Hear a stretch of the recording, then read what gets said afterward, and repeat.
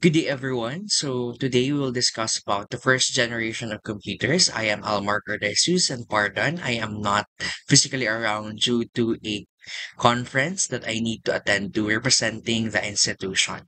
But nonetheless, the learning should continue, and hence I made this video lesson for everyone to have a reference, or at least to have us a meaningful discussion amid physical disparity. Okay, so let's talk about let's talk about the first generation of computer. So, the early generation or the first generation of computer has the certain definition. So before the vacuum tube, the term computer referred to a person who performed calculation. So basically, everyone that is performing a productive work is by nature can be considered as computer, or basically anyone who do everything manually from counting, writing, accounting, and any other professional work is by definition computer. So in this essence, the digital computerization is endeavored. Therefore, the idea is to make the process of manually doing such thing more fast, or faster in nature. So,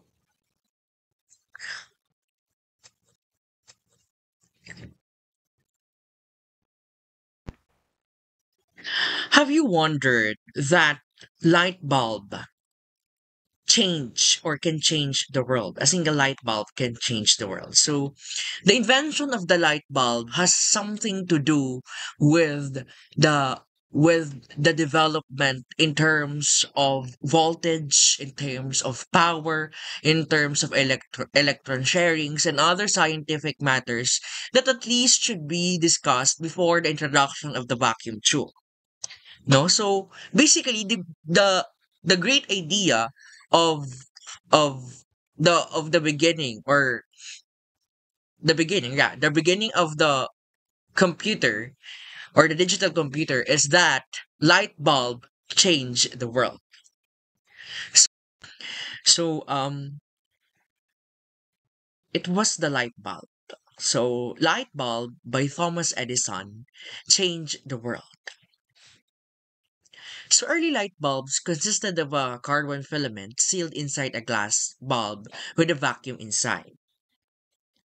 So when a potential difference was applied across the filament, current flowed through it, heating it up to over 2000 Kelvin, so hot that it glowed. So as you can see in the illustration, there are the positive and negative wires brought up by different electrons. So of course, electrons by nature is negative. So electrons are more leaning towards the positive one. So this creates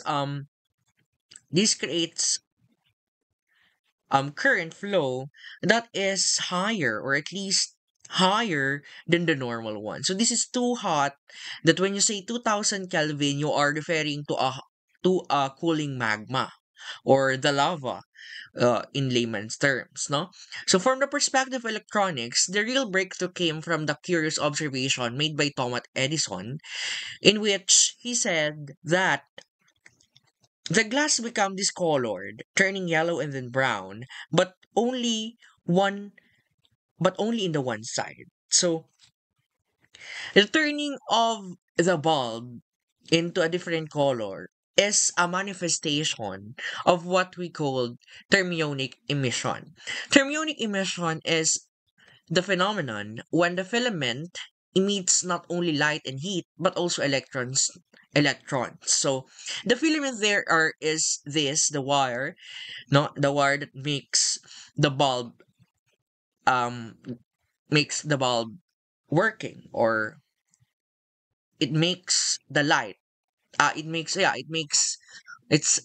light of the bulb. Thermionic emission is that when electrons become more leaning towards the protons, of course, there is a reaction.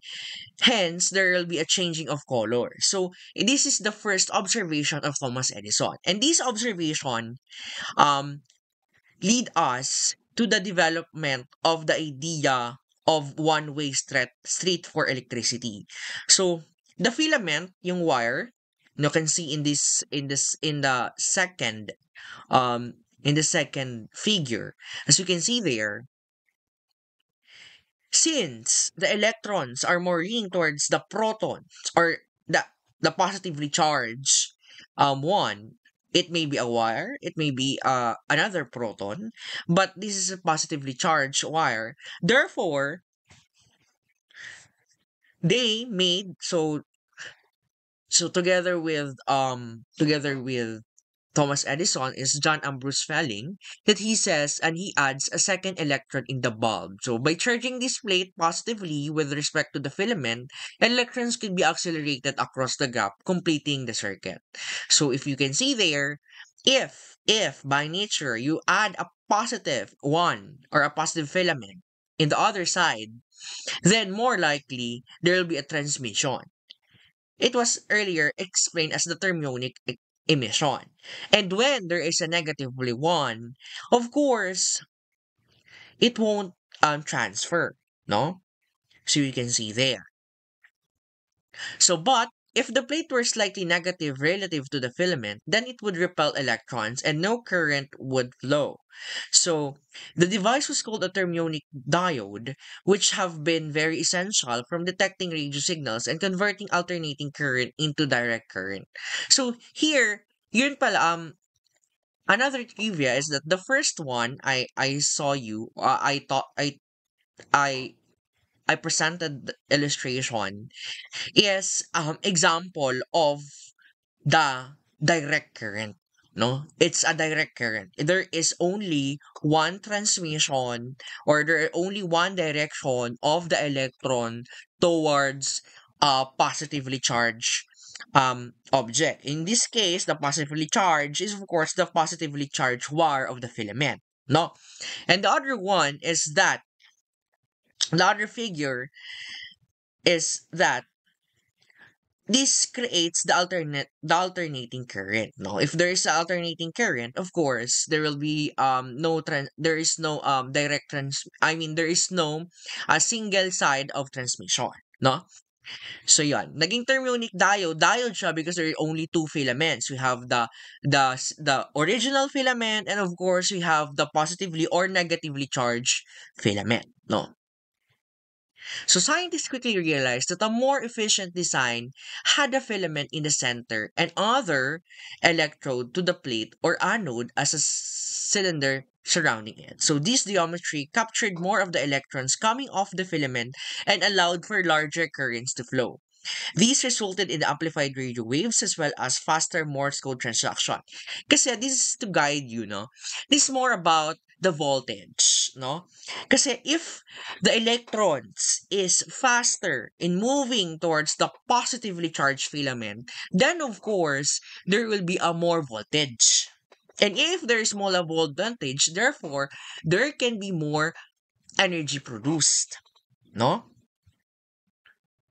So, as you can see here in the anode and the cathode illustration, there is the triode, no? So, in some later time, Lee Forrest took the diode and add another electrode into the bulb. So, this electrode wasn't a solid piece of metal, but rather a sparse wire mesh, and it was positioned in between the filament of the cathode and the anode. Or, it's a filament from the filament, the original filament, then they added this mesh and then they added it's either cathode or anode, the other node, no?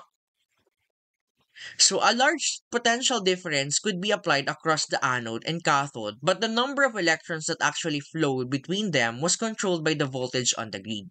So in the grid there is a voltage, no? In which if the voltage is more likely positive, of course it will fasten the transmission of electrons.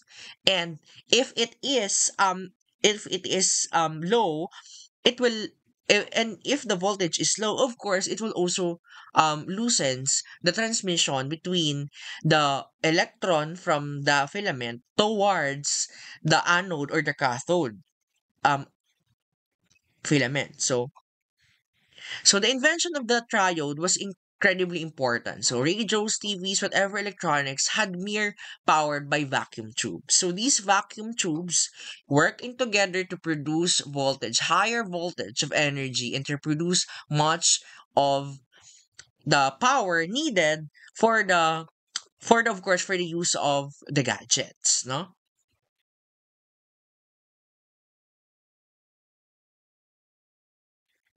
And that is just a brief history of the first generation. Now let's go to the very deep of our lesson, which is the first generation. So vacuum tube computer. So a vacuum tube computer, now termed as a first generation computer, is a computer that uses vacuum tubes for circuitry. So while the history of mechanical aids to computation goes back centuries, if not millennia, the history of vacuum tubes computers is confined to the middle of the 20th century. So basically, vacuum tubes are being used in the logic circuitry. In the logic circuitry, we have there, prior to the development of the vacuum tubes, is of course, we have different mathematical computers, such as of course of course we have the abacus, we have the calculator, the modern calculator, and also we have this binary system of counting of 1 and 0, either 1 of 0, and these all are being fastened by the use of the vacuum tube. No? So the period of the first generation come from 1946 to 1959. So the computers of first generation used vacuum tubes as the basic components for memory and circuitry for CPU, or in comparison to the present day CPU. So these tubes, like electronic bulbs, produce a lot of heat, and installation used to fuse frequently. So the reason pala kung bakit may vacuum yung tube, or may vacuum yung filament, because if you will if you will let go of the vacuum in the vacuum tube, then more likely the fire, or basically the lit on the filament will, of course, will lose. So syempre ano siya, matutuluyan siyang what do you call that, masusunog. Because again, if the idea is there, if oxygen is necessary for fire to exist, because that is not that is only heat, no, hindi man siya fire. Pag may oxygen na kasi, it becomes fire, and masusunog na yung filament or yung metal, no? So vacuum tubes are electronic devices that controls the flow of electric current in a high vacuum. So they were essential components in the early electronic devices. So they work by having a heated cathode that emits electrons, and these electrons are then controlled by grids which within the tube, allowing the tube to act as an amplifier or switch. So here in the illustration, again, this is a picture of a vacuum tube. You can see there the glass tube, the anode, the grid, the heated cathode, and the heater.